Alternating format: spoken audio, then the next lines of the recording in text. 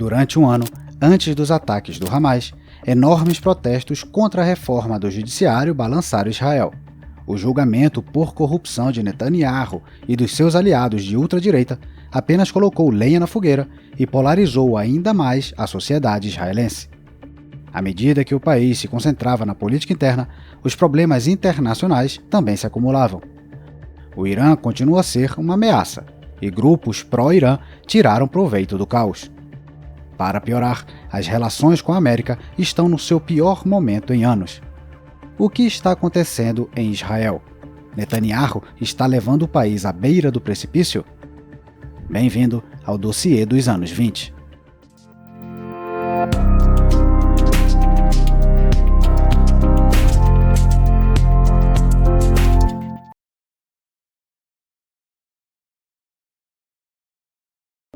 Os problemas de Israel começaram em novembro de 2018. À época, houve uma troca de tiros entre o exército israelense e o Hamas na faixa de Gaza. Seria apenas mais um episódio no conflito israelo-palestino que dura décadas. Mas as consequências deste episódio ficaram fora de controle. Após 2 dias de combates com o Hamas, o primeiro-ministro Netanyahu decidiu por um cessar-fogo. Isso foi fortemente contestado por Avigdor Lieberman, então parceiro da coligação de Netanyahu e ministro da Defesa. Lieberman renunciou ao cargo e liderou o seu partido para fora da coligação do governo. Netanyahu tinha ainda maioria no parlamento, mas durou um mês. Em dezembro, o governo estava tão dividido que o parlamento israelense, o Knesset, foi dissolvido.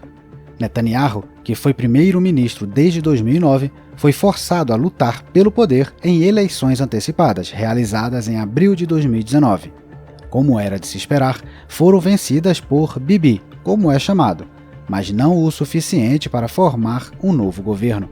Assim, Israel caiu numa verdadeira ciranda eleitoral. Foram realizadas 5 eleições entre 2019 e 2022. Todas terminaram com a vitória de Netanyahu, mas em cada uma delas, Bibi lutou para formar um governo, sem formar uma maioria. O avanço veio nas eleições de março de 2021. Desta vez, todos os lados do espectro político uniram-se contra Bibi. Formou-se uma ampla coligação anti-Netanyahu, incluindo nacionalistas, centristas, esquerdistas e até, pela primeira vez na história de Israel, políticos árabes. Os líderes desta coligação exótica foram o centrista Yair Lapid e o direitista e ex-assessor de Netanyahu, Naftali Bennett. Eram diferentes em tudo, menos pela aversão a Netanyahu, que destituíram do cargo após 12 anos no poder. Parecia ser o fim da brilhante carreira política de Netanyahu, não apenas por ter perdido o poder, mas pela forma como aconteceu. Bennett, que deu os primeiros passos na política como conselheiro de Netanyahu, apunhalou o seu mentor pelas costas. Mas não era o fim das más notícias para Netanyahu. Se, no Knesset, ele se sentou no banco da oposição, no tribunal, ele se sentou na cadeira de réu num julgamento em que foi acusado de suborno, fraude e quebra de confiança. Quando parecia que Bibi havia acabado, o indestrutível Netanyahu estava de volta ao jogo. No verão de 2022, apenas um ano após a formação da dupla Lapid-Bennett, a exótica coligação se desfez. Foi convocada outra eleição, a 5ª em 4 anos. Desta vez, foi uma grande vitória para a direita israelense.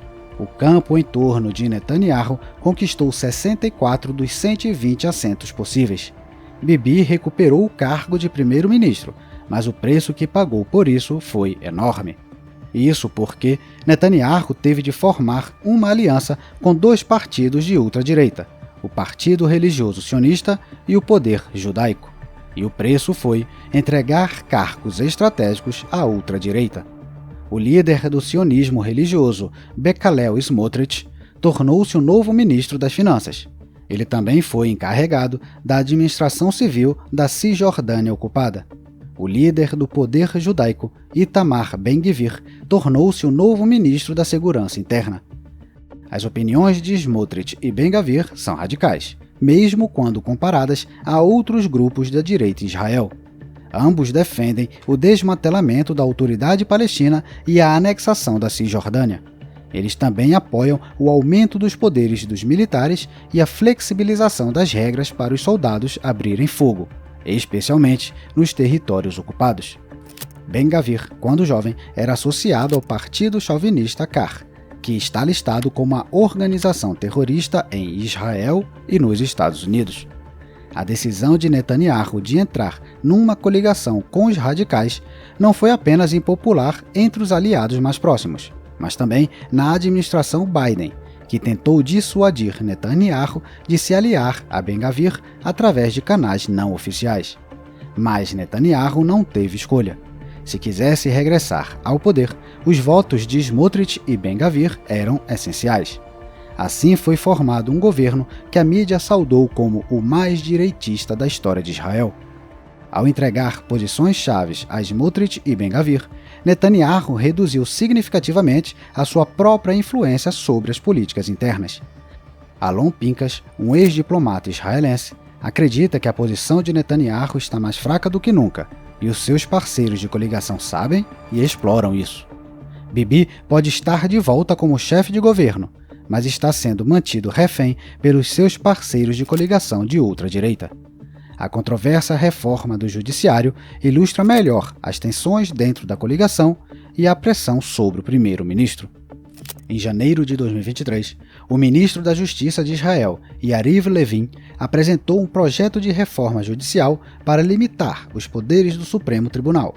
Devemos lembrar que Israel não tem uma constituição formal, mas sim os chamados direitos fundamentais. A reforma de Levin incluiu alterações no processo de eleição de juízes, limitando os poderes do Supremo Tribunal e introduzindo a possibilidade de o Knesset anular as suas decisões. A oposição fez duras críticas, alegando que a reforma visa proteger políticos acusados de corrupção, como Netanyahu ou Ariev Deri, o líder do partido Shas, que foi condenado por suborno e destituído do seu cargo ministerial pelo Supremo Tribunal.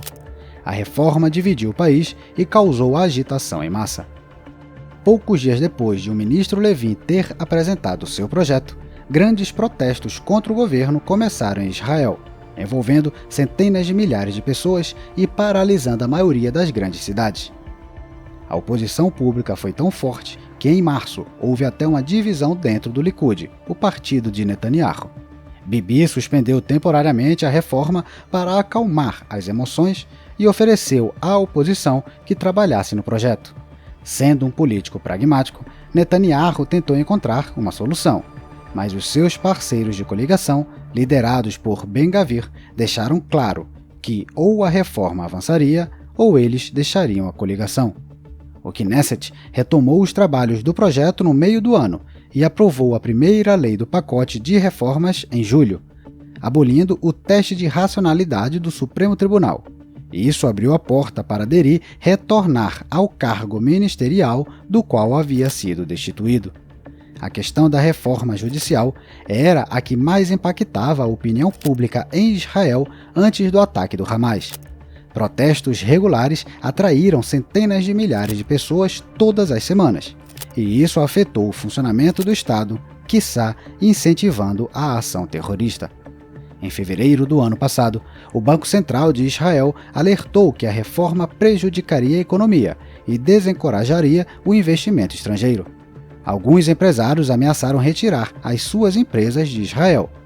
Os protestos também representaram uma ameaça às capacidades de defesa do Estado, com a participação de reservistas que deixaram de se apresentar para exercícios e atividades obrigatórias. Aquela situação foi bem resumida por Yuval Diskin, o ex-chefe do Shin Bet, o serviço de contra-espionagem de Israel. Abre aspas. Israel está à beira da desintegração e de uma grave ruptura social. Aconteceu muito mais rápido do que eu esperava. Podemos estar à beira de uma guerra civil e isso se deve ao nosso infeliz governo. Fecha aspas. Se os receios de uma guerra civil eram exagerados, ou a possibilidade de derramamento de sangue nas ruas não podia ser descartada, não saberemos após os eventos de 7 de outubro. Mas o governo formou milícias pró-governo que poderiam ser usadas para dispersar os protestos. Quando Netanyahu interrompeu os trabalhos da reforma judicial em março para acalmar a opinião pública, Ben-Gvir ameaçou abandonar o governo. Ele não o fez depois que Netanyahu concordou em criar uma Guarda Nacional que se reportaria diretamente ao Ministério da Segurança Interna, chefiado por Ben-Gvir. Os críticos afirmavam que Ben-Gvir queria legalizar as milícias para dispersar os protestos. A ideia foi criticada até pelo ministro da Defesa, Yoav Gallant, que afirmou não haver lugar para exércitos privados em Israel. A situação interna de Israel tornava-se mais complicada. Por outro lado, a situação internacional do país também não inspira otimismo. Quando Benjamin Netanyahu assinou os Acordos de Abraão com os Emirados Árabes Unidos, Bahrein e Marrocos em Washington em setembro de 2020, parecia que se tinha aberto uma janela de oportunidades.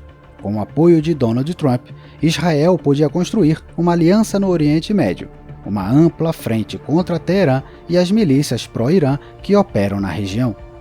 O tempo contrariou essas esperanças. Os Acordos de Abraão não levaram à formação de uma aliança anti-Irã. Vendo o fracasso da política dos Estados Unidos em relação ao Irã, os Emirados Árabes Unidos e a Arábia Saudita começaram a redefinir as relações com os iranianos por conta própria. Em 2022, o embaixador dos Emirados regressou a Teherã pela primeira vez em 6 anos. Em 2023, a China mediou um acordo para normalizar as relações entre a Arábia Saudita e o Irã. Israel acredita que o distensionamento nas relações árabe-iranianas é temporário, e é questão de tempo até que as coisas voltem a aquecer no Golfo. E parecia estar certo, já que no final do ano especulava-se a normalização de relações entre sauditas e israelenses, até que o Hamas atacou. Essas esperanças eram compartilhadas pela administração Biden, que acreditava que um acordo de paz negociado entre Israel e a Arábia Saudita poderia melhorar a popularidade de Biden para as próximas eleições. Apesar dos esforços diplomáticos, a adesão da Arábia Saudita aos acordos de paz parecia irrealista à época. Os sauditas impunham condições que nem os Estados Unidos nem Israel poderiam aceitar, como o apoio ao seu programa nuclear e garantias de segurança dos Estados Unidos semelhantes às da OTAN. Os sauditas também exigiam, e ainda exigem, uma Palestina independente, o que Netanyahu não pode aceitar, especialmente após os ataques bárbaros do Hamas. Assim, o acordo com os árabes subiu no telhado. Entretanto, a ameaça do Irã, o maior inimigo de Israel, é real. A campanha de pressão máxima da administração Trump sobre Teherã fracassou. Os americanos retiraram-se do acordo nuclear e impuseram fortes sanções à economia iraniana. Mesmo assim, não forçou os ayatolás a fazerem concessões. Trump caiu, o acordo nuclear foi rasgado, mas as consequências permanecem. O Irã, tal como em 2015, está mais uma vez muito perto de construir uma bomba nuclear. Embora a administração Biden tenha dialogado com os iranianos a regressar ao acordo nuclear, os esforços dos Estados Unidos não deram em nada. O fato é que os Estados Unidos estão cansados da questão do Irã, especialmente porque os americanos já têm problemas suficientes com a Rússia e a China. Vários relatórios sugeriam que Washington estava satisfeito com um acordo não oficial com os iranianos. Teherã abandonaria o enriquecimento de urânio acima de 60% e suspenderia as vendas de armas à Rússia. Os americanos dariam aprovação tácita ao regresso do petróleo iraniano aos mercados mundiais. Este seria um cenário desastroso para Israel. Significaria que a questão do programa nuclear do Irã entraria num estado de limbo que poderia durar anos, durante os quais Israel teria de investir muito dinheiro para manter o exército pronto para enfrentar o Irã. O problema não é apenas Teherã, mas toda a rede pró-Irã na região. Para Israel, a influência iraniana nos vizinhos Síria e Líbano é particularmente problemática. Assad sobreviveu à guerra civil e agora controla a maior parte do país. Os países árabes que antes queriam que Assad fosse derrubado, agora aceitam a sua vitória. No encontro da Liga Árabe em maio passado, a Síria foi reintegrada à organização. Para Israel, esta é uma notícia desastrosa. porque com relações amistosas entre Assad e os líderes árabes, Israel será criticado por bombardear a Síria. E esta é a única ferramenta que Israel tem para sabotar as operações iranianas naquele país. A situação no vizinho Líbano também é desfavorável. O Líbano é um estado falido, economicamente quebrado e em crise política permanente desde 2019. Israel esperava que isso fortalecesse o sentimento anti-Hezbollah. Lê do engano. O Hezbollah não só funciona perfeitamente no caos libanês, como também tira proveito da anarquia política que prevalece em Israel. O líder do Hezbollah, Nasrallah Hassan, disse em julho passado, abre aspas, Israel, que já foi uma potência regional formidável, se deteriorou na fé, na consciência, na autoconfiança e na humildade, levando à crise que atravessa hoje. É, sem dúvida, o pior momento na história da entidade sionista, fecha aspas. As provocações do Hezbollah na fronteira com Israel aumentavam constantemente. Alguns militares acreditavam que o objetivo de Nasrallah era provocar Netanyahu a enviar tropas para o sul do Líbano para agravar as divisões em Israel. Hoje, após os ataques do Hamas, essa divisão não parece mais evidente. As forças israelenses também se ocupavam nos territórios ocupados. Desde o outono passado, quando Israel realizou as eleições, o número de ataques na Cisjordânia ocupada aumentava constantemente. Estes ataques não eram apenas perpetrados por palestinos, mas também por colonos judeus que vivem em ocupações ilegais.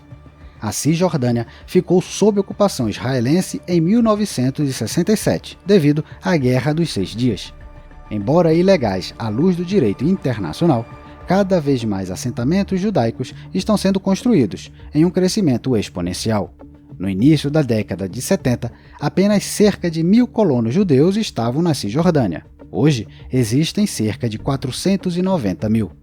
Contudo, a desestabilização da Cisjordânia não se deve apenas às tensões entre palestinos e judeus, mas também a divisões dentro da própria comunidade palestina. O apoio à autoridade palestina e ao Fatah, que governa a Cisjordânia, está diminuindo. Pesquisas mostram que quase 3/4 dos palestinos querem a demissão de Mahmoud Abbas. O seu mandato terminou em 2009, mas ele continua chefiando a autoridade palestina na ausência de eleições. A insatisfação com o governo do Fatah leva à radicalização crescente entre os jovens, que se juntam a grupos mais radicais como Hamas e a Jihad Islâmica. Os parceiros da coligação de Netanyahu também agravam a situação na Cisjordânia. Smotrich, que dirige a administração civil na Cisjordânia, permite que os colonos judeus infrijam a lei. Assim como as ações de Ben-Gvir, ministro da Segurança Interna, podem ser vistas como incitando os colonos a uma nova escalada. Os palestinos temem que Smotrich e Ben-Gvir acabem conduzindo à anexação dos territórios ocupados por Israel e ao fim da ideia de uma Palestina independente. A situação na Cisjordânia era tão tensa que alguns falavam de uma terceira intifada antes do fatídico 7 de outubro. Porém, mesmo em crise, Israel pode sempre contar com os Estados Unidos. Será? Este relacionamento especial passou por sérios problemas nos últimos anos. Washington acredita que Israel está sabotando os esforços dos Estados Unidos de acabar com o conflito israelo-palestino. Os americanos defendem a opção de 2 estados, ou seja, a coexistência de Israel e Palestina independentes. A expansão dos assentamentos judaicos ilegais prejudica os esforços de paz americanos. Os americanos também têm dúvidas sobre a aproximação progressiva entre Israel e a China nos últimos anos. Entre outras coisas, os Estados Unidos criticaram a terceirização da gestão do porto de Haifa para o Shanghai International Port Group. A antipatia pessoal entre Netanyahu e Joe Biden também não é segredo. Os democratas ressentem-se dos contatos estreitos de Netanyahu com Trump. A Casa Branca também está descontente com a presença da direita radical no governo israelense. Os desentendimentos aumentaram por causa da reforma do judiciário. Quando Biden expressou as suas dúvidas sobre a reforma, Ben-Gvir respondeu de forma dura, abre aspas, Israel não é mais uma estrela na bandeira americana, fecha aspas. A crise entre Israel e Estados Unidos era tão grande que alguns políticos questionaram mesmo a legitimidade de os Estados Unidos continuarem a financiar Israel com 3,8 bilhões de dólares anualmente. Abre aspas para Daniel Kostner, ex-embaixador dos Estados Unidos em Israel. A ajuda não proporciona aos Estados Unidos qualquer influência sobre as decisões israelenses de usar a força. A ajuda dos Estados Unidos proporciona um colchão multibilionário que permite a Israel evitar escolhas difíceis sobre onde gastar o seu próprio dinheiro, permitindo que Israel gaste mais dinheiro em políticas que nos opomos, como os assentamentos. Fecha aspas. Netanyahu parece pensar que pode esperar que a crise nas relações com a América passe. Afinal, se Trump vencer as eleições de 2024, um grande amigo de Israel e do primeiro-ministro Netanyahu estará de volta à Casa Branca. Entretanto, tal política é míope, porque leva Israel a construir a sua relação com Washington numa base republicana, não bipartidária. Isto já é um problema, como mostram as pesquisas nos Estados Unidos. Numa pesquisa Gallup de 2023, 54% dos americanos apoiavam Israel no conflito israelo-palestino. Mas observando a filiação partidária dos entrevistados, há duas imagens muito diferentes. 78% dos republicanos simpatizavam com Israel, mas quase metade dos democratas disseram simpatizar com os palestinos. O pior para Israel é que as sondagens mostram que as gerações mais jovens favorecem ainda mais a Palestina. De acordo com a mesma pesquisa, mais de 50% dos baby boomers simpatizam com Israel, enquanto entre os millennials a simpatia está dividida, com 42% para a Palestina e 40% para Israel. Graças ao Hamas, a América não vai retirar o seu apoio financeiro a Israel nos próximos anos. Contudo, é razoável supor que, à medida que as gerações mudem, as vozes críticas de Israel se tornarão mais comuns na América, tornando mais difícil sustentar a atual relação com o país. Israel está numa encruzilhada. O governo de Netanyahu e dos seus parceiros de coligação de ultradireita estava polarizando a sociedade e a reforma judicial empurrava o país para a desintegração interna. Enquanto os israelenses estavam preocupados com a política interna e os problemas internacionais se avolumavam, estourou uma guerra. Os sonhos de uma ampla frente anti-Irã estão sendo testados. O programa nuclear do Irã continua sem solução, e a Casa Branca, que criticava os assentamentos, agora critica as ações em Gaza. A equipe de Netanyahu estava focada na política interna, sem notar os problemas de Israel na cena internacional. Netanyahu é um pragmático, mas os seus parceiros de coligação limitavam a sua margem de manobra e colocavam o governo em rota de colisão com os Estados Unidos. Todos os problemas de Israel poderiam ser resolvidos com a volta de Donald Trump, ou assim pensava Bibi. Agora ele se agarra à guerra para manter-se no poder, bem como para voltar a jogar duro com o Irã. Mas mesmo Trump regressando à Casa Branca, os problemas de Israel só irão piorar. E mesmo um político habilidoso como Netanyahu terá dificuldade em controlar o caos que criou, e o Hamas potencializou. E assim, a guerra eterna de Israel continua. A guerra com os rivais tradicionais do país, mas talvez pior, a nível interno, à medida que a luta pelo poder e pela influência divide cada vez mais o povo israelense.